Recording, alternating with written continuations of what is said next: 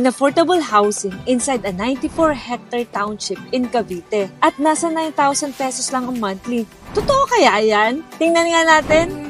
Ang New Leaf ay matatagpuan sa 13 Martires, Cavite. Alam nyo ba na 4.7 kilometers lang ang Cavite Provincial Capital at ang 13 Martires SM sa New Leaf Project.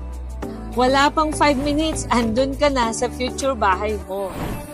Magandang buhay sa inyo mga ka-overseas Filipino winners! Andito ko ngayon sa Cavite Provincial Capital. Ito yung seat ng buong government ng Cavite. Samahan niyo ako because this is your once-in-a-lifetime opportunity na magkaroon ng inyong dream house and lot na magaan sa bulsa. Tara na! You've been picking fights, shadows twice your size, using candlelight to dance with your disguise. When those rumors grow, silence takes this time. Nandito ko ngayon sa Lyceum of the Philippines, Cavite. Ang future school ng inyong mga anak. Alam niyo ba na sobrang ganda ng eskwelaang ito because of their architectural and landscape design. Kaya nga naging landmark na siya ng buong Cavite. 7.3 kilometers away from New Leaf Project. Wala pang 10 minutes, nasa bahay ka na. You can't help but wonder why. Alam na, sobrang 5-star location talaga itong ating New Leaf Project sa 13 Martires kasi napapagitnaan siya ng mga major roads or highway. Unang-una, halimbawa galing kang Alabang, using the open canal, 37 kilometers away lang from Alabang. Kung ikaw naman na kunwari nasa Tagaytay at papunta ka ng New Leaf using the Governor's Drive, 31 kilometers away lang. At kung ikaw naman ay gagamit ng Tansa or 13 Road, 12 kilometers away lang. Kaya po, very strategic ang location ng project natin ito sa 13 Martires, the New Leaf. Ang project na ito ay mula sa isa sa pinakamalaking developer sa buong Pilipinas, ang Philinvest Land Incorporated. Over 50 years na in real estate development at nasa 3,000 hectares na ang nadidevelop nilang lupain tulad ng residential, commercial, offices, condominium, housing. Meron pa nga silang mga hotel. At ito pa, publicly listed. Kaya mga ka-OF winners, safe na safe tayo dito. Tara na mga ka-overseas Filipino winners at alamin natin ang plano ng super affordable project na ito, which is the New Leaf. Hi, good morning. I'm Ethel Balicanta. I am the area head for Cavite, Laguna, Batangas. New Leaf is actually inside a township. Pag sinabi nating township, sa loob ng township, meron tayong maraming projects, no? Pwedeng puro subdivision. And then sometimes naman, pag mas malaki yung location, minsan meron ding condominium sa loob. Within the township, meron tayong nakaplan na town center. In that town center, meron doon community facilities. Magkakaroon tayo ng transportation hub doon. Potentially, we will also have a church and an educational institution sa loob. Kasi ang intention natin, yung town center na yon, yan lahat yung magpo-provide ng basic needs ng mga residents na mapupunta sa loob ng township. So, ang New Leaf is a 94-hectare township, no? Ang impression is ang township, para lang yan sa mga high-end. That's not true. That's not true anymore. In fact, ang very first project natin dito is Rosewood, which is a socialized project, and itong New Leaf na low affordable. Actually, last chance na natin to para maging part ng township sa napakababang presyo. Kasi after these two projects, alam nyo ba, mataas na. Hindi na siya yung affordable. Pataas ng pataas. As we all know, globally, tumaas na ang presyo ng construction materials and even yung, actually ang isang maganda dito is yung tumaas na rin ang land value ng Cavite. It's very fortunate that Philinvest has the biggest land bank. Kaya kaya pa natin na mag-offer ng multiple products para sa ating mga OFWs. Actually, hindi ito ang first project namin na township. Meron na kaming San Rafael Estate sa Bulacan. Meron tayong Ciudad de Calamba in Laguna.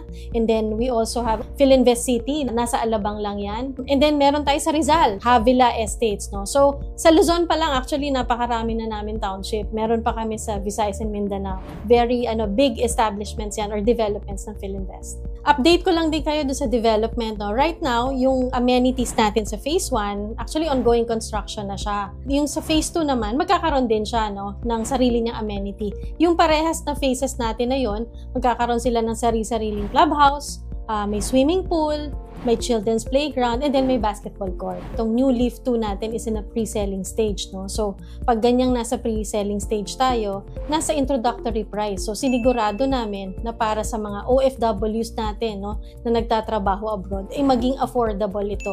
Maliit na hulog, pero pag umuwi ka, alam mo na meron kang bahay na sayo na pwede mong uwian.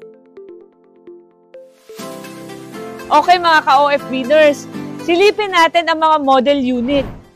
Pasukin natin ang model unit ng Bernice. Ito ang pinaka-affordable. Dito pwede kayong magsimula and then kayang-kaya nyo pang i-expand. Ang bahay na ito ay ita-turn over base sa finishing na nakikita nyo. Ibig sabihin, nakapintura na siya. May kitchen at toilet at meron ding provision for 1 bedroom. Nasa 27 square meter ang livable floor area. Pero ang lot area ay 70 square meter, kaya pwede ka talagang mag-expand.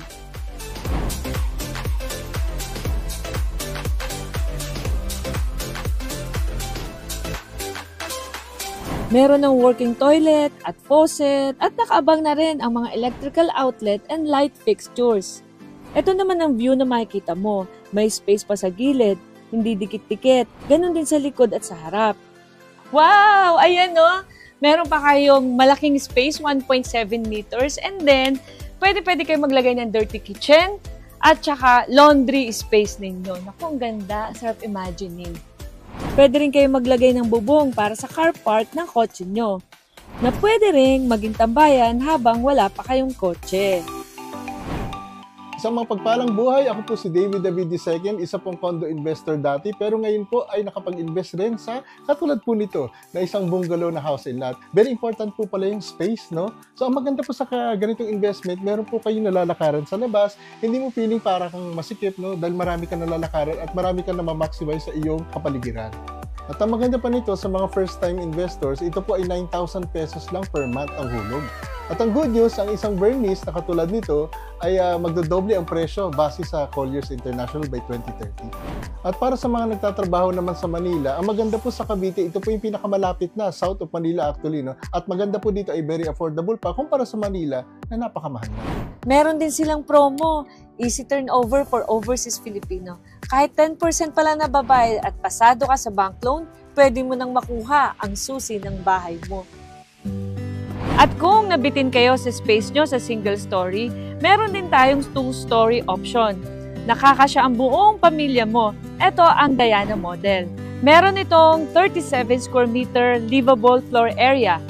At ito ay up and down at may provision na rin for 2 bedroom. Living room, dining room, kitchen at carport. Share ko lang mga ka-OF winner. Bakit bare ang bahay? Kasi nga, magagaling tayong mga Pinoy na mag-dress up, bihisan ang ating future bahay para mas maganda at taste natin. Didesign mo ang bahay mo sa sarili mong gusto. Hello po.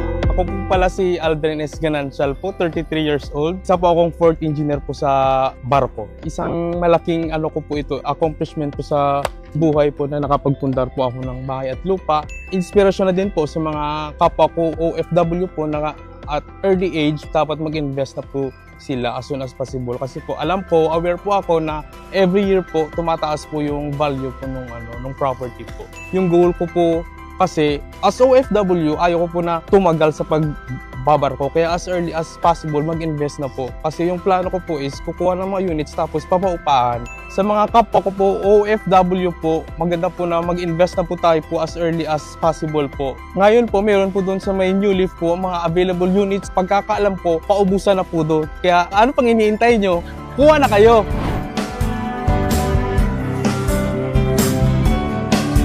Nako, napakasarap po ng weather dito sa New Leaf. Kung napapansin nyo, malakas ang hangin, hindi siya mainit. Yung po pala, etong part na to ng 13 Martires ay mataas.